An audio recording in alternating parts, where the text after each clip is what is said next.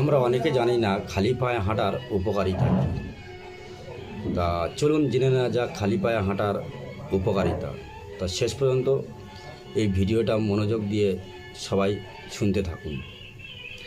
তা আমরা যদি খালি পায়ে রোজ সকালে একটু করে হাঁটি, আমাদের শরীরের নানান রোগ প্রতিরোধ ক্ষমতা বৃদ্ধি পাবে। তা সেই 5টি কারণ আজকে আমি বলবো।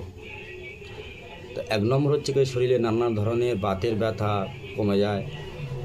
2 নম্বর হচ্ছে দৃষ্টিশক্তি অনেক বৃদ্ধি পায়। 3 নম্বর হচ্ছে কি স্মৃতিশক্তি বৃদ্ধি পায়।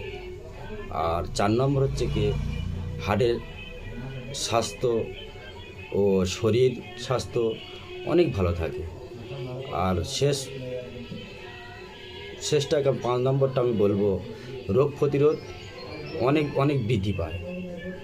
তা এই জন্য আমি বলছি, যদি আমরা সবাই রোজ বেশি নয় একটু আধটু করে যদি খালি পায়ে মাটিতে আমরা হাঁটি, তো অনেক উপকার আমাদের শরীর স্বাস্থ্যের পক্ষে।